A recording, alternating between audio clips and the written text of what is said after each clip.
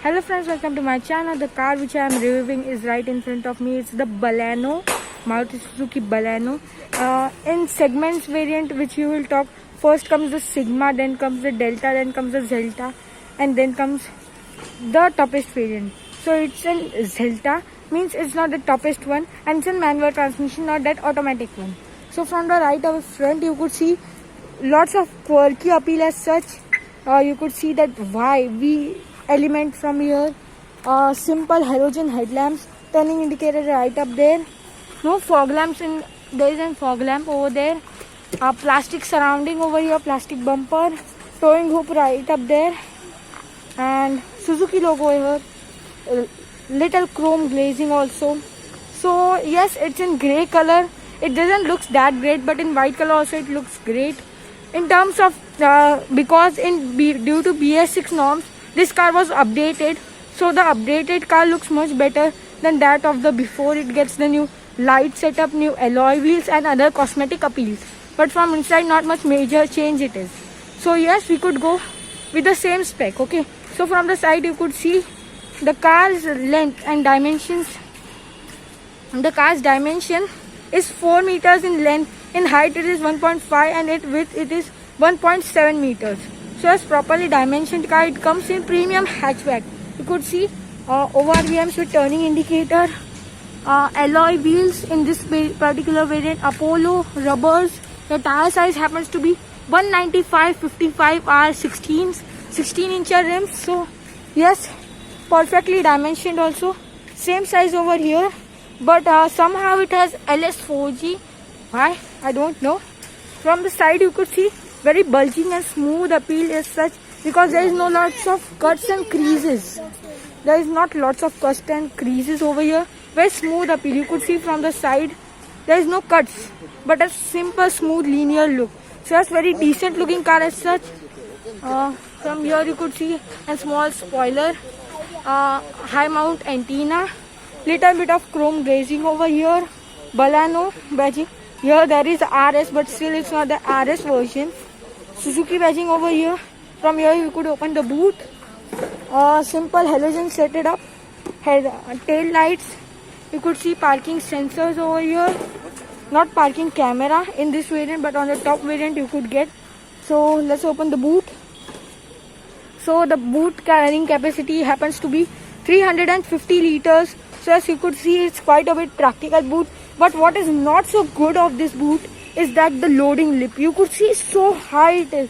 So yes, carrying up heavy items could be very tough task in it. There is spare wheel, but I can't show you all for that. There is a light placement over here, no light over here. Little bit of space. But what's the plus point of this boot? That it is quite heavier, light as compared to other cars. So let's get to the rear doors. They are very light and easy to open. All black interior that feels quite of claustrophobic as such.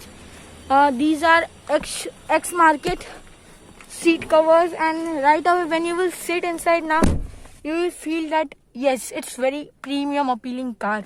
Why? Because just check it out. Legroom is just perfect for me. I am nearly to 5 foot. 4.5, but you could see legroom is quite a bit tough. Headroom is also decent for me. You could see headroom is decent, but quite a bit tough for 6-footers. You could see little bit of partial slay over here. Quite a bit tough job because the windshield is not a big. Here little bit a quarter glass over here. And what makes this cabin much more claustrophobic is that the window line is very high. That's why you will feel little bit of claustrophobic. And very thanks to this all black interior. Because of that you will feel again to claustrophobic. From the back you could see interior looks something like this. So neatly done. So I'm here at the front. Yes, carrying 3 people at the back is not a big task. You could see the mid information display right up front. Tachometer, speedometer over here. The mid information display is short on the size.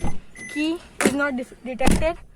So you could see in this there is lots of things to tell. See, you could see the average fuel economy, range, etc. can be shown over here.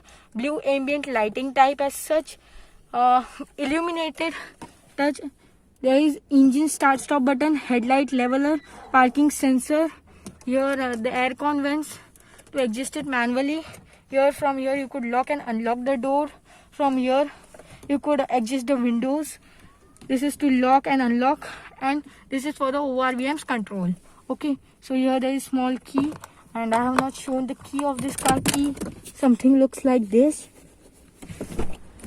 Key something looks like this. You could see there is an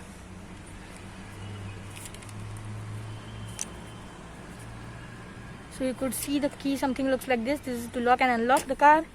So let's get to the front console. You could see it's very quirky, very V type elements carried over. You could see a proper V forming over here. Why I don't know, but it's very new gen like dashboard. You could see very V type. Here is to control the air con. This is for the audio system, and you could see audio system is very basic. This is an Zelta variant, that's why there is audio system, but at the toppest specs. Go. So you could see very V type element carried over here. Basic information over here to control. Obviously climate control. You could see very basic, but it has 4 speakers system.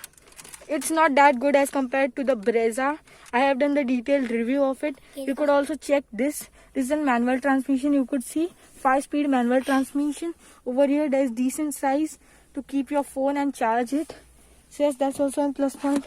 You could see little bit space, but you can't keep anything because when you will in the speed, this will just wobble up. Manual handbrake over here, little bit space, no. So this is manual. This is for seat belt. So you could see from the back it something looks like this. Because of that small window now, it feels very claustrophobic. You could see very small. So this is in part of accessory. Okay. So yes, the dashboard looks very premium as such, but doesn't has that quirky feeling. And what's the minus point of this dashboard? Well, it's this. And see this. So you could see the minus point, the biggest minus point of this car, that it just doesn't have that premium appeal. Yes, it just doesn't have that. You could see lots of scribbles and scratch. Very thanks to this very hard. You could see at any place of the dashboard you will just find hard plastic, lots of hard plastic anywhere, wherever you touch. Yes, there is fabric over here, but lots of hard plastic. Just so disgusting does it think. See, so disgusting does it think. Here is little bit space. So I have done covered all the things. So let's get moving right away. Well, the new gen Baleno looks like something like. Hello friends, so now we are driving this Baleno. It is a petrol model, 1.2 liter petrol engine in cc displacement 1197 cc's. The horsepower which is produced, it is 83 horsepower at 6000 rpm, and this car raves all the way to 6000 rpm. So free raving car as such, and the torque band which it produces is 113 Nm of torque. So what's the first impression when you will drive this car? First, the ride quality. The ride quality is decent. You could say the suspensions are tuned for the middle, not very soft also, not very hard also. So great job in the suspension also. It soaks up bumps very easily and comfortably, you could see. And the braking efficiency is very easy. Clutch is light. You could say it's a manual transmission. Shifting through gears not at all a problem. You could see the you could see the up and down movements from the suspension is a lot, because it's little bit on the softer side, as you can say. Yes, horn is also very loud. You could see, yes, cabin insulation is not at all great. The air conditioners on the both side throws lots of noise also and air also. It's very easy and efficient to use, but if you keep it on high, it will make little bit of noise, you could say. Yes, climbing is also not a big task. We are climbing in a steep incline. Okay. So yes, this engine growls a lot, but not as compared to that of diesel. Now why I am telling not about diesel?